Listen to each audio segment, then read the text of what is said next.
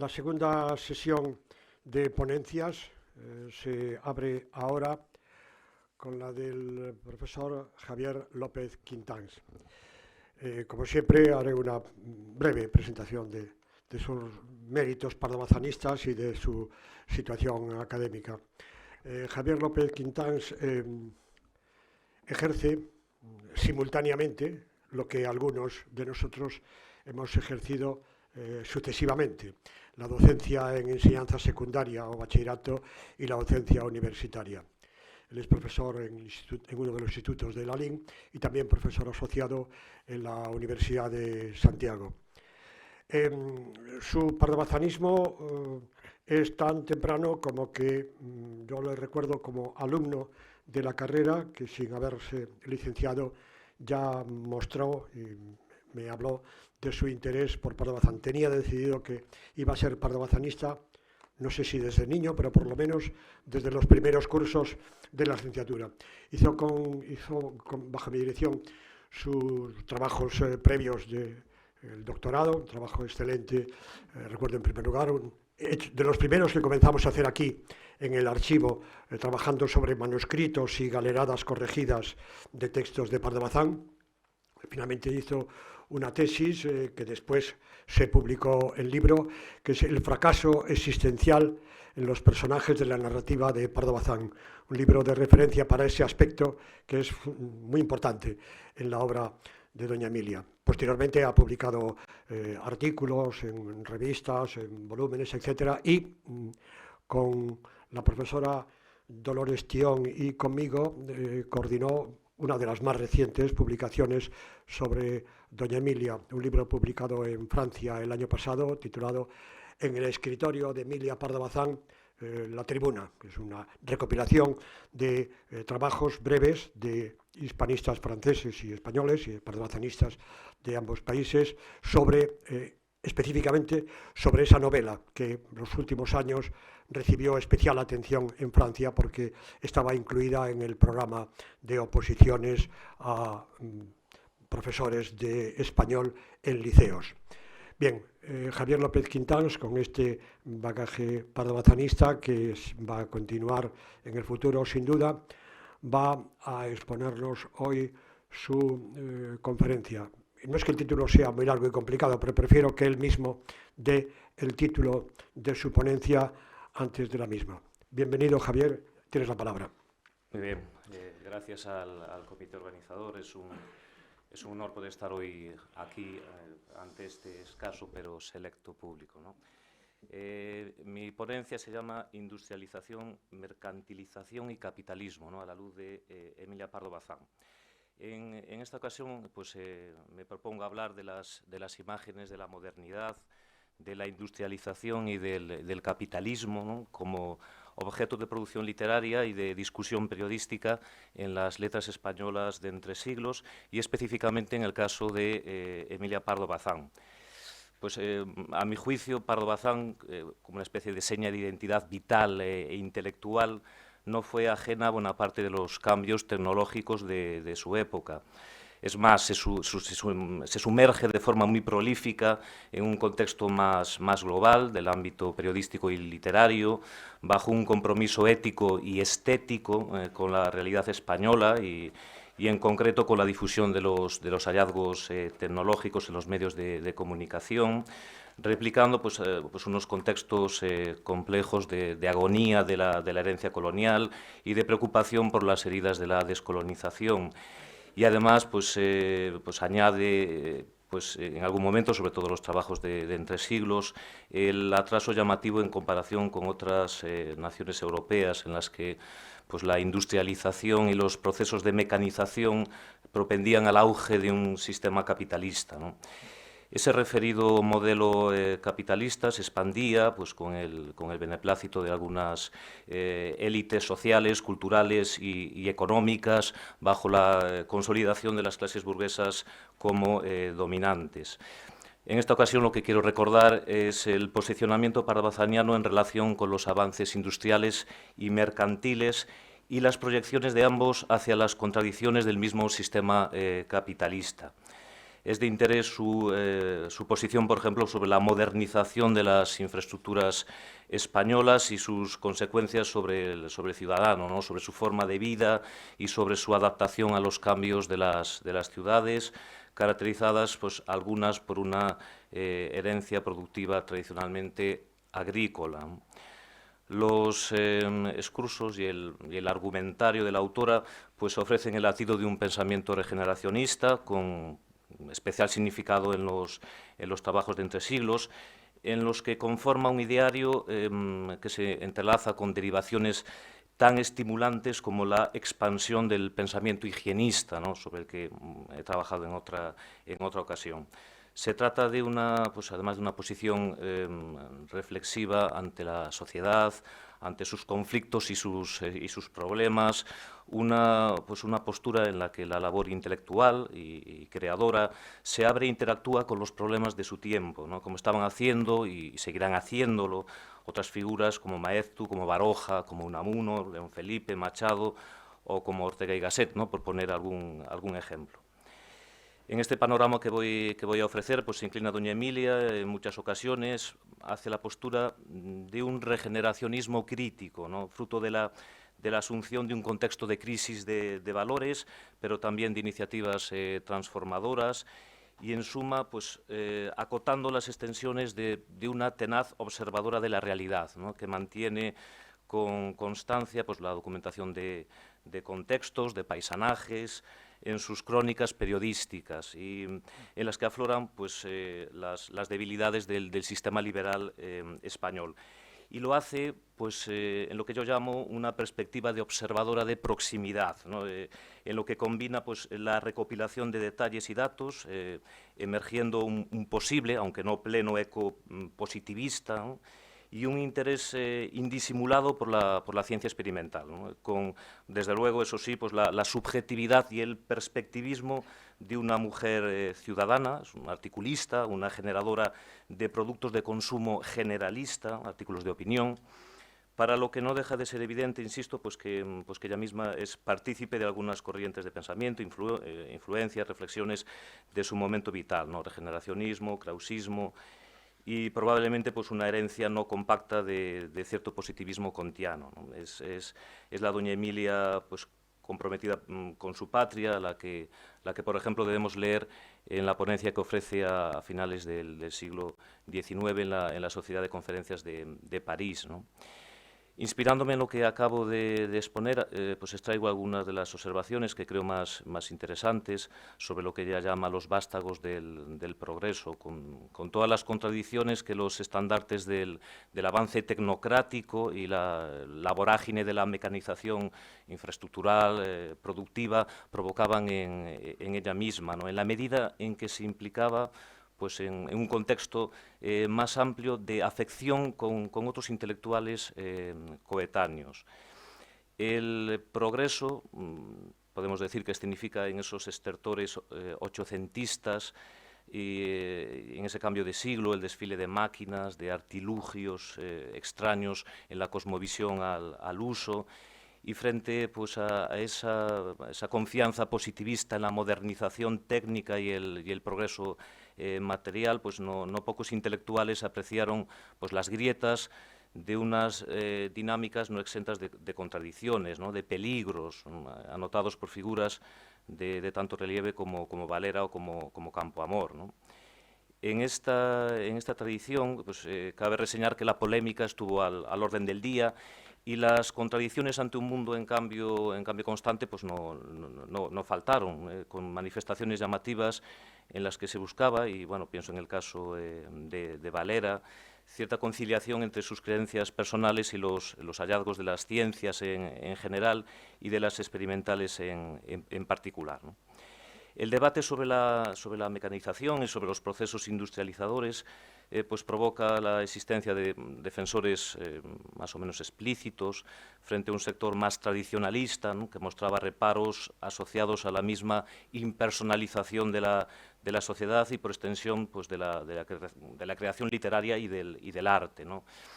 Doña Emilia se decanta, pues muchas veces con entusiasmo, por los avances tecnológicos, mientras que en otras denuncia sus peligros y sus contradicciones, ¿no? Lo que sí es evidente es que Pardo Bazán muestra un sólido interés por los cambios que trae la modernidad, y entiendo esta, en palabras de Santiáñez, en un manual que creo que es de referencia, como aquella conformada por la economía capitalista, unas estructuras económicas y tecnológicas regidas por la eficiencia y el principio de racionalidad, ¿no? Esa mirada global, en el arco temporal que he recopilado, que he trabajado, que son las crónicas entre los años 1880 y 1920, fundamentalmente, pues no desdeña una técnica de observación racionalista, herencia en parte, como decía, del positivismo, pero desde una más que evidente posición crítica, ¿no? En la que no hay un apego férreo a la creencia de que las ciencias naturales y experimentales pues serían como una especie de fuente sagrada de un progreso constante del hombre, ¿no? De un incremento de su bienestar. Por el contrario, ella explicita las contradicciones de los cambios tecnológicos de su tiempo, de los peligros de la mecanización y los errores de integración y de sostenibilidad socioeconómica, ¿no? Que los procesos de industrialización pues, podían provocar en los contextos humanos.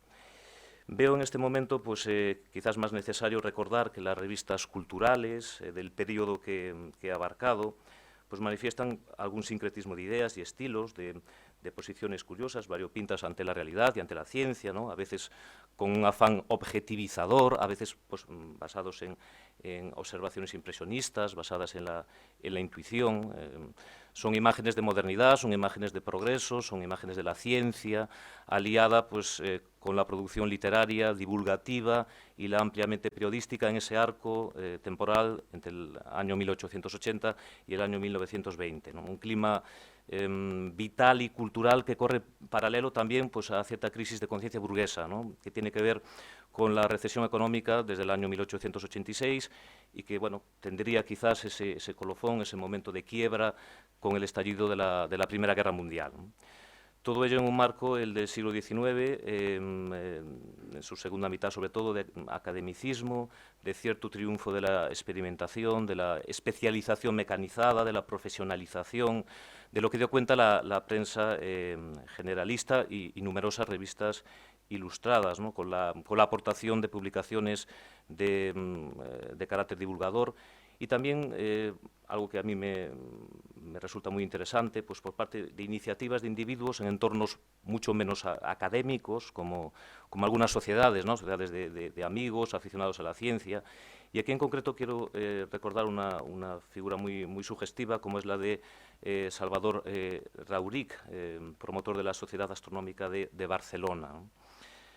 Me interesa más para las intenciones de este trabajo, pues, la simbiosis entre progreso y utilitarismo, al amparo de las revoluciones industriales decimonónicas, en un discurso de vinculación de los avances de la civilización humana con los impulsos de mecanización y desarrollo tecnológico, no exentos, como decía, de polémicas y enconados debates, pues quizás desde la fe en un extremo en el avance constante del hombre hasta pues, esas suspicacias más furibundas por los continuos embates de la mecanización de otra parte. En este sentido, una de las fuentes más estimables de conocimiento del parecer pardobazaniano sobre amplias cuestiones de su momento, la ilustración artística de Barcelona, es por sí misma testimonio inapreciable pues, de la inclinación del interés periodístico como eco de una demanda social, un interés por procesos de mecanización e industrialización. En este sentido, quiero recordar pues, dos bloques del rotativo, Crónica Científica, Inventos y Novedades, o Sección Científica, de los que estoy haciendo un vaciado. Dos bloques que dan voz a artilugios, pues hoy para nosotros parte del imaginario colectivo, ¿no? Cámaras fotográficas, máquinas generadoras de electricidad, telégrafos, avances en navegación aérea, teléfono, grafófono, fonógrafo, como también a otros que atestiguan el fervor mecanizador y exploratorio de las posibilidades de la técnica en el siglo XIX, ¿no? Como el ceromotor, el condensador parlante, o de las bases de proyectos mecanizadores implantados en los siguientes años, como es el caso de los condensadores de fuerza. No parece que fuese ajena doña Emilia a gran parte de estas lecturas. Es más, he comprobado que algunas de sus reflexiones, como ocurre con las cámaras frigoríficas, están explícitamente inspiradas en algunos de esos trabajos anteriores en ese periódico. ¿Cuál es la posición entonces de doña Emilia en un contexto de industrialización y avance tecnológico? Bueno, pues ¿cuál es entonces esa visión ante nuevos artilugios? ¿Un medio benefactor de construcción de sociedades humanas o un exponente de la misma deshumanización de las sociedades y de los peligros de una tecnología mal entendida? Son signo de la modernidad, por ejemplo, el auge de las ciudades y una urbanización descontrolada, ¿no? La planificación viaria, el saneamiento, la dotación de infraestructuras mercantiles, la mejora de la red de transportes o el acondicionamiento e higienización de las viviendas, pues son problemas globales que se comentan pues, con llamativo interés en los trabajos pardavazanianos. Madrid, por ejemplo, en los trabajos de Entre Siglos es una ilustración muy nítida, ¿no? Es un elemento reiterado cuando incide en modelos urbanísticos, para ello inapropiados, en saneamientos más que deficientes. Es Madrid, dice varias veces, símbolo y síntoma de una España perezosa. Es Madrid, en palabras de Pardo Bazán, un lugar agarbanzado en el que los pasos del progreso pues, se abren pues, poco a poco, ¿no? Tímidamente, ¿no? En pequeñas calas, en meras gotas, ¿no? Es muy interesante una crónica madrileña en La Nación de Buenos Aires del año 1900, publicada el 25 de abril de 1910, en la que precisamente se adentra en esos, digamos, caminos procelosos de urbanización de una capital que aspira a mirar de frente a las grandes urbes europeas, pero a ojos de doña Emilia resulta provinciana en exceso, ¿no?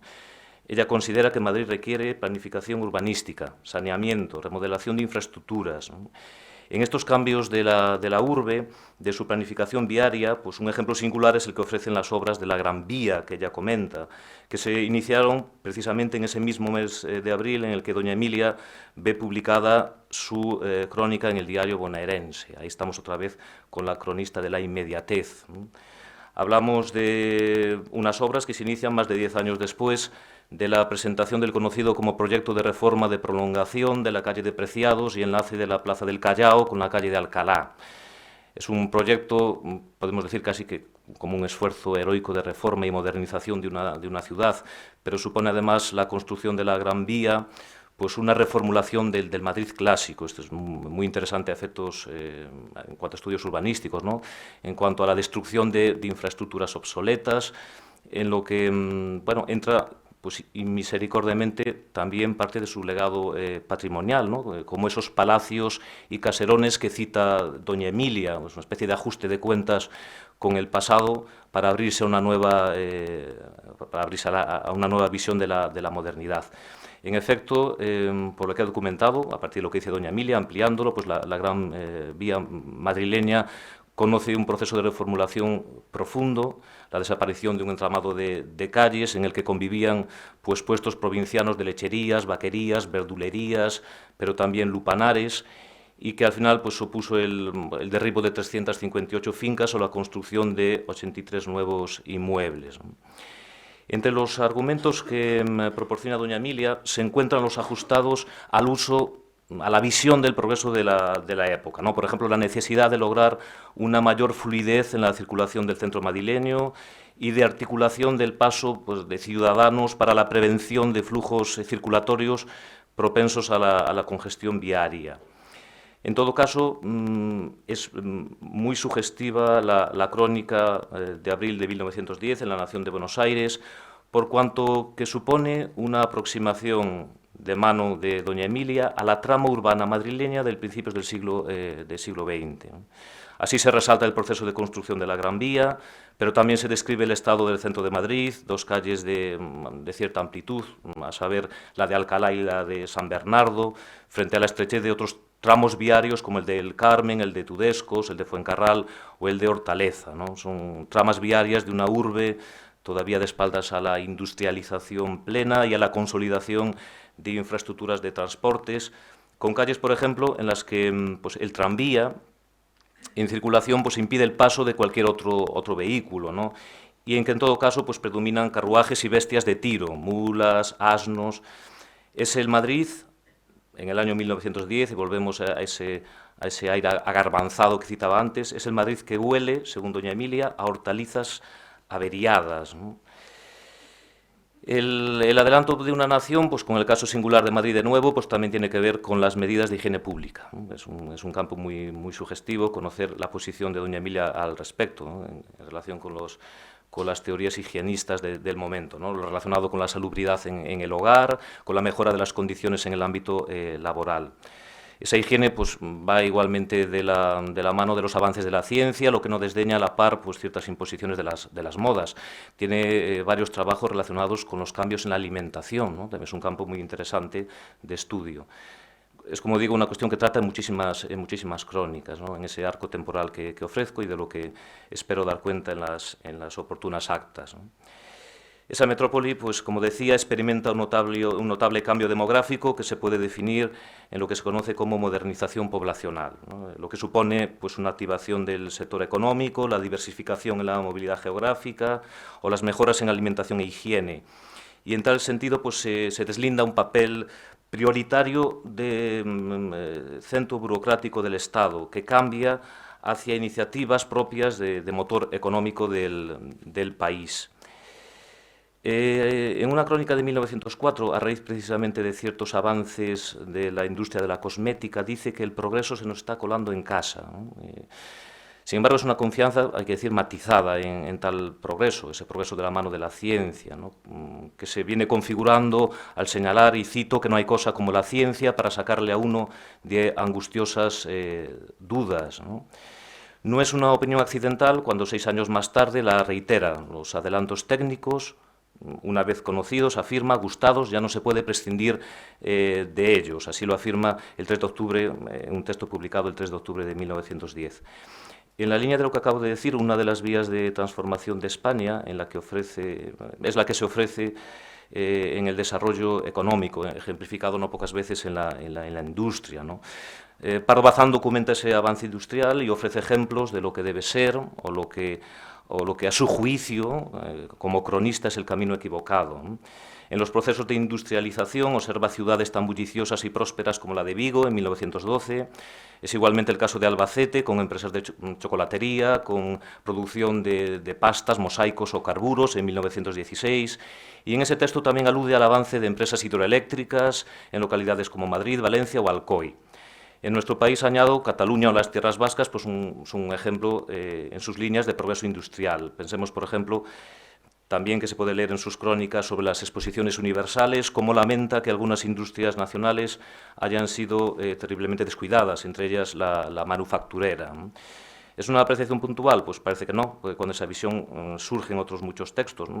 Pienso en varios pasajes por la Europa católica, en donde es apreciable ese interés con el que se refiere de nuevo a la industria manufacturera o a la de género de puntos, ¿no? En el capítulo Cataluña. A mi juicio, Pardo Bazán pues, atiende a las transformaciones de un mundo bajo las sinergias de la competencia industrial, de los aranceles, habla de cargas impositivas, habla de producción capitalista, y lo hace además en un enfoque, creo, cosmopolita y global, ¿no? Que atiende a las dinámicas de otras naciones, especialmente las europeas. En lo que supone, por ejemplo, el futuro del sistema productivo español de la última década del siglo XIX, Alemania figura como un rival, como no, incontestable. Podemos verlo varias veces en Al pie de la Torre Eiffel, en esas crónicas de Al pie de la Torre Eiffel. Pero también Francia, ¿no? En algunos momentos habla de sus signos de vitalidad industrial, como señala, por ejemplo, por Francia y Alemania. Esos procesos de industrialización alcanzan campos de tanto interés como los relacionados con joyas, con mobiliario, según comenta en uno de mis capítulos preferidos de Al pie de la Torre Eiffel, que es cacharros, muebles, encajes, joyas. La penosa situación de los obreros, como consecuencia de una deficiente organización del trabajo del sistema de producción capitalista, no pasa tampoco desapercibido a la autora, como tampoco pues, la aplicación de la ley del trabajo o la ley Dato de principios del siglo XX, que fijaba el preceptivo descanso dominical. Doña Emilia se explaya en esa cuestión, muestra su suspicacia sobre esa regulación. Considera que hay unos difusos límites entre lo que es ocio y trabajo en determinadas profesiones como la del artista. Considera, además, el peligro de caer en una ociosidad malentendida al permanecer abiertos los establecimientos de copeo en fin de semana, lo que puede acarrear. También que mujeres y menores de 18 años queden al margen de las restricciones del descanso dominical. Los desmanes del capitalismo tienen efectos colaterales, entre los que se encuentra, con especial interés para doña Emilia, la especulación con productos de primera necesidad y la subida, a su juicio no siempre razonable, de los precios. La urbe y la industria pues, son imágenes de la modernidad, de la mano de Pardo Bazán, pero ahí habría que sumar un campo muy abonado de máquinas, prototipos, inventos de diferente condición. Alguna atención arranca, por ejemplo, el teléfono. Creo en este sentido recomendar la lectura de una crónica del año 1897 en la Ilustración Artística, en la que advierte la necesidad de su uso en las ciudades más bulliciosas o densamente pobladas, como recurso pues, para evitar envíos de enojosos intermediarios y recaderos. Es conveniente, pues, como es lógico, conocer ese contexto, el contexto que rodea ese trabajo. La primera ley de telefonía española es del año 1882, aunque ya desde el año 1877 se conocen ensayos relacionados con tal artilugio, ¿no? Pero me interesa pues ahora ahondar en que la prensa española, especializada y generalista, sobre todo a partir de 1877, por lo que he documentado, pues se hace eco del hallazgo, y es el caso del Imparcial, Revista de Telégrafos, Revista Europea, la Gaceta Industrial, la Ilustración Española y Americana, entre otras. En todo caso, esa ley de 1882 delega en la iniciativa privada el desarrollo de instalaciones y redes urbanas, lo que promociona una situación de desorden generalizado. Los problemas que acabo de anotar pues, laten en las apreciaciones pardo-bazanianas, ¿no? Las ventajas del teléfono son evidentes, pero también señala las carencias en las infraestructuras y el objetivo, a su modo de ver, pues, pasa por aumentar dicha implantación, de forma que los servicios que ofrezca sean más efectivos. Es también llamativo cómo comenta las reticencias ante el artilugio, en tanto que una cadena que esclavice o un aparato disruptivo, ruidoso, también caro, ¿no? Cabe decir que la tónica de registradora de la realidad y dentro de ese civismo crítico se inclina sobre todo en el detalle descriptivo en tres elementos básicos, a mi parecer. Elementos que llevan al mismo proceder científico de observación, en primer lugar, en segundo de comentario de la experimentación, y el tercero, que es el que más me interesa, el del dibujo del peso de la instrumentalización. Por este motivo, advierto que adopta un papel de cronista de los sucesos más inmediatos, ¿no? Testificando los hechos y abordando pues, cuestiones tales como de qué forma algunos artilugios mecánicos pues, moldean la realidad y la interacción de los seres humanos con los hechos físicos. En este sentido, el del cauce de la instrumentalización de las relaciones humanas y de su producción económica es donde aporta alguna de sus miradas más clarividentes. Es el instrumento el que provoca la redacción de la crónica, es el artilugio, es el teléfono, el telégrafo, el automotor, el que genera la presentación de las transformaciones en la sociedad y el impacto en la concepción del hombre y en sus relaciones socioeconómicas. Y por tal motivo, podría aproximarse a la expresión de fenómenos sociológicos, ¿no? Respondiendo implícitamente a un, digamos, anhelo kantiano de forja de unas ciencias humanas hacia una física social en la que se pongan en paralelo la ciencia social y la ciencia natural. Ahora bien, es conveniente recordar que esas peculiaridades del contexto intelectual español de la segunda mitad del siglo XIX estuvo marcado por una recepción del positivismo, más o menos difusa, en actitudes más o menos claras.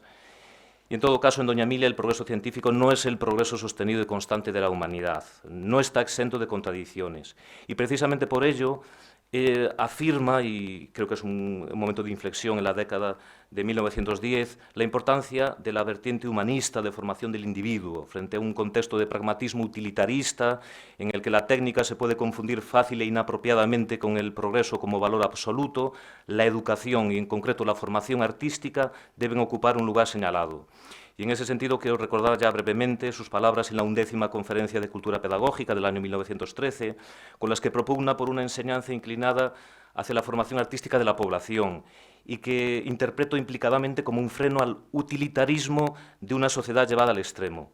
En otra conferencia también muy interesante que imparte en el Ateneo de Madrid en el año 1918, alude a los peligros que afronta la literatura y a la misma vocación poética, que ha dejado de ser pues, contemplada, según ella, como un vehículo de renovación y de transformación del mundo, que es lo que debe ser, debido, según afirma, a una época en la que el empuje de la industrialización pues, acaba siendo concebido como el pivote del cambio.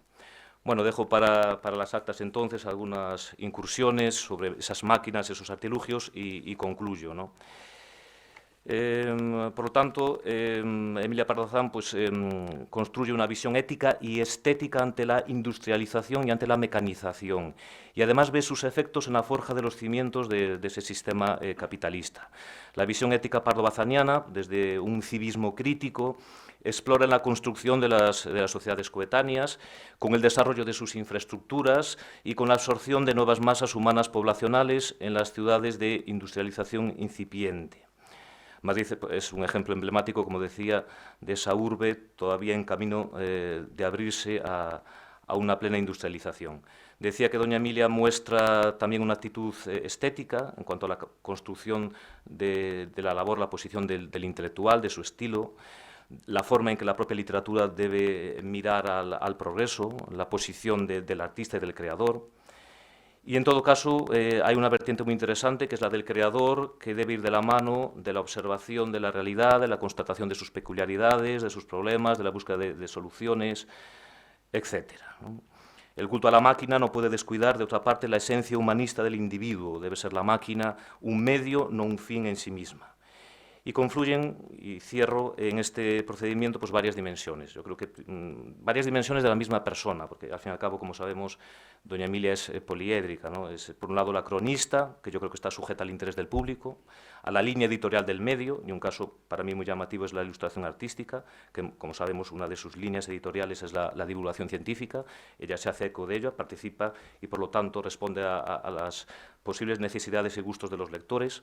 Pero también está la dimensión de la intelectual, que está preocupada por las transformaciones de la sociedad, por la identificación de los principios humanistas de la misma, y especialmente la ciudadana, ¿no? Imbuida de todos los parámetros anteriores, que fue pues, permeable a los azares de su época, al atraso económico, a la debilidad de algunas élites políticas, a los fracasos y derrotas y a la presunta decadencia de algunos pueblos, y que por todo ello pues, abrazó un civismo crítico, para mí, desde luego, desde la radical independencia de su pensamiento, ¿no? Muchas gracias.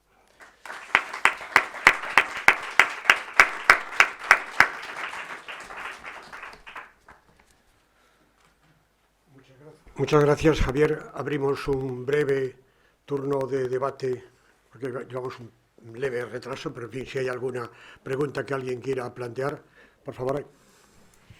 Mira, enhorabuena porque me ha parecido muy interesante lo que has dicho. Una cuestión muy concreta te voy a plantear. El dios de dioses de ese momento en todo lo que es la cultura higienista y la adoración del geógrafo y todo esto de final del XIX, Arturo Soria fue una figura fundamental, fue el creador del concepto, no solamente sino del concepto de ciudad lineal y de la ciudad en altura, con la idea del aire puro, la vivienda con naturaleza alrededor, que es la idea del jardín en torno a la ciudad y tal. ¿Qué opinó ella de Arturo Soria? Porque yo lo busqué, pero no encontré. ¿Tú sabes, tienes constancia de que ella tuviese relación con Arturo Soria, de alguna manera? Bueno, pues... Porque él fue totalmente. No lo recuerdo. Él fue el dios de dioses de ese momento, fue el dios de dioses en ese momento. En otro trabajo he trabajado sobre cuestiones relacionadas con el higienismo, ¿no? Algunos proyectos relacionados con tramas urbanas en grandes ciudades. No lo recuerdo ahora exactamente, tendría que mirarlo, la verdad. Pero sí que reflexionó clarísimamente sobre todo tipo de iniciativas de carácter de corte urbanístico que afectaban a la misma trama urbana, ¿no? Hay algunos trabajos muy interesantes en los que plantea la necesidad de intervenir en la vivienda de las clases más desfavorecidas, por ejemplo, ¿no? Otra cuestión muy interesante es la relacionada con la canalización, suministros, que lo trabaja varias veces. Hay una de las crónicas de la ilustración relacionadas con esta ciudad, entonces habla de algunos de esos proyectos, ¿no? Probablemente, no lo tengo ahora en cabeza, ¿no? La verdad, porque tampoco ha sido el enfoque concreto de este trabajo, sino de otros anteriores, Puede ser, no lo sé, habría que comprobarlo. Profesor Bermejo, tiene... Gracias. Pareceme moi interesante o que estás contando, e perdón por entrar eu aquí, porque son de ciencia, é a primeira vez que me meto nun congreso curioso. A miña chegada a Pardo Bazán é desde o mundo da ciencia, non desde o interés por algunhas das súas cousas, pero enlaza perfectamente o día, os xoves, que plantexou José Manuel en Santiago o tema que ti aquí traes. Plantexa moitas preguntas e ti non te fixeches esas mesmas preguntas cando te encontrabas con estes datos. Para vos os pardobazanistas dá a impresión de que vos quedáchedes simplemente na curiosidade da ciencia, de que Emilia era unha curiosa da ciencia. Creo que cando escoitedes o que vou decir eu o próximo día, veredes que era algo máis que eso. E de onde lle procede esa formación? Cando ti falas e aí deixas de caer o sentido social da ciencia, e o sentido social da ciencia está presente no Pascual López, cando Félix Onarro se encontra e lle dice al pobre del Pascual López que a él non lle interesan os diamantes, sino que lle interesa trascender dos diamantes. Todas esas preguntas están moi relacionadas con algo que non sei se explorachedes suficientemente, que son as orixes de Pardo Bazán. Pardo Bazán é coruñesa, é galega, e a súa formación nace de aquí. Cando ti aí dices que lle preocupa para que sirva a industrialización, aprenderon na súa casa. O seu pai e o conde Pallares traballan na posible industrialización do agro galego, de modo que se non arrancamos desde o principio, se non arrancades desde o principio, vos estaredes perdendo moito da formación e de por que Pardo Bazán se plantexe eses problemas. Pardo Bazán aprende en Santiago que a ciencia ten dous porqués. Mellor dito, ten dúas posicións ante os porqués da vida. Para que se pode... por que a ciencia é como é e por que os resultados da ciencia se obteñen como se obteñen e para que sirve esa ciencia que construímos. Ti anunciabas aí que ela estaba preocupada por ese para qué, pero eu creo que non chegas ao fondo. Si queres falamos despois en privado. Sí, a ver, contesto brevemente. Son un pouco palizas, xa veredes, no. pero creo que debedes de enfrentar e votar dos científicos. Cando vos encontredes con problemas aos que non encontrades solución.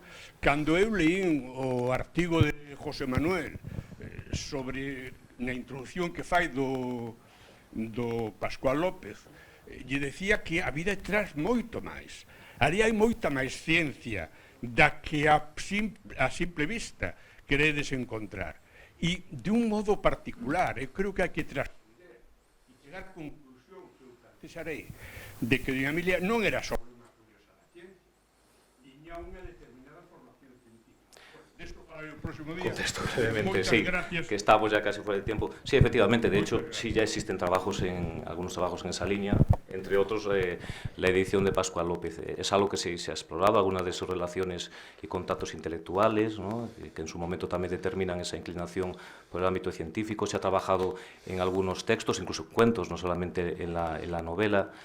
Precisamente pues para no reiterar o no repetir lo que ya se ha dicho, en este caso lo que me interesaba fundamentalmente era la labor de cronista en esos cambios de entre siglos, ¿no? Su labor de cronista de actualidad. Evidentemente hay una formación innegable, hay una base de contactos intelectuales, de conocimiento de doña Emilia, y que en todo caso no quita a que se puedan entablar pues, más que fructíferos trabajos de carácter interdisciplinar, ¿no? Que es una vía muy interesante, ¿no?